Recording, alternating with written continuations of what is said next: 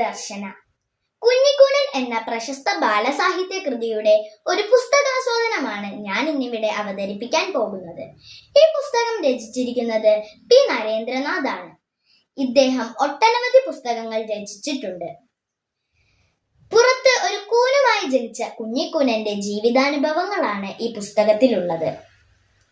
പുറത്ത് ഒരു കൂനുമായി ജനിച്ചത് കൊണ്ട് തന്നെ ആർക്കും അവനോട് ഒരു ബഹുമാനം ഉണ്ടായിരുന്നില്ല. അവന്റെ അച്ഛന് പോലും അവനെ ഇഷ്ടമുണ്ടായിരുന്നില്ല. അവൻ ജനിച്ചപ്പോൾ തന്നെ അവന്റെ അമ്മ മരണപ്പെട്ടു. അവന്റെ അമ്മയുടെ മരണത്തിന് കാരണം അവനാണെന്നാണ് അവന്റെ അച്ഛൻ പറയുന്നത്.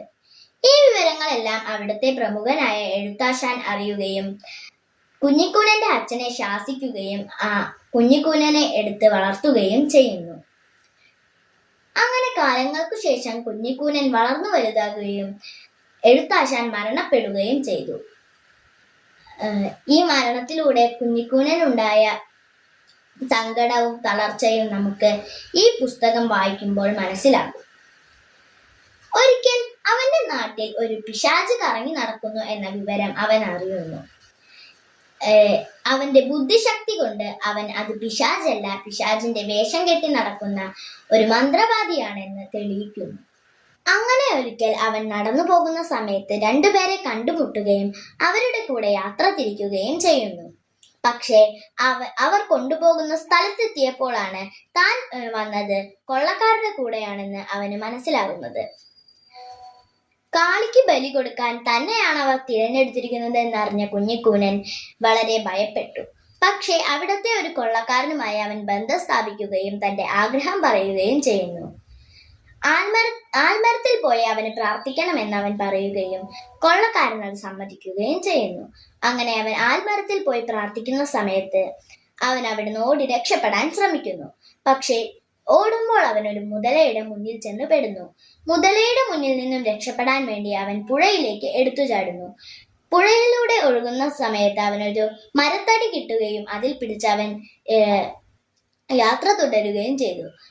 പുഴയിലൂടെ ഒഴുകുന്ന കുഞ്ഞിക്കൂനനെ കണ്ട് മുക്കുവന്മാർ അവനെ രക്ഷിക്കുകയും അതിലെ ഒരു മുക്കുവൻ അവനെ വളർത്തുകയും ചെയ്യുന്നു.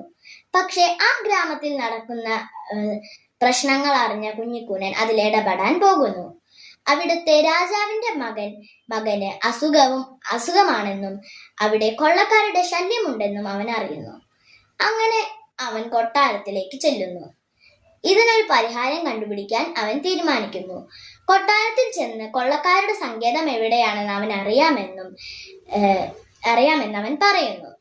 അപ്പോൾ അവിടുത്തെ ഒരു കൊള്ളക്കാരൻ രാജകുമാരന്റെ അസുഖം മാറ്റാൻ മൃതസഞ്ജീവിനി വേണമെന്ന് പറയുന്നു. ഈ മൃതസഞ്ജീവിനി കൊള്ളക്കാരുടെ സങ്കേതത്തിൽ ഉണ്ടെന്ന് അവൻ വെളിപ്പെടുത്തുന്നു. അങ്ങനെ 5000 ഭടന്മാരുടെ സൈന്യവും അവനും കൂടി യാത്ര തിരിക്കുന്നു.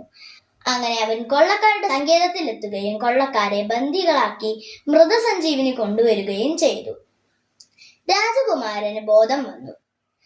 തന്റെ മകനെ രക്ഷിക്കുകയും തന്റെ രാജ്യത്തെ രക്ഷിക്കുകയും ചെയ്ത കുഞ്ഞിക്കൂനന് പ്രതിഫലമായി രാജാവ് 6 ലക്ഷം വില വരുന്ന സ്വർണ്ണ നാണയങ്ങളും അവനെ അവിടുത്തെ മന്ത്രിയാക്കാമെന്നും പറയുകയും ചെയ്തു. അവന് വളരെ സന്തോഷമായി. അങ്ങനെ ആ ഗ്രാമത്തിന്റെ മന്ത്രിയായി അവൻ വാഴുകയും ചെയ്തു. കുഞ്ഞിക്കൂനൻ എന്ന ഈ മികച്ച ബാലസാഹിത്യ കൃതി കുട്ടികൾ വായിക്കുന്നതിലൂടെ അവരിൽ മനുഷ്യസ്നേഹവും സാമൂഹിക പ്രതിബദ്ധതയും വളരാൻ സഹായിക്കും. നന്ദി, നമസ്കാരം.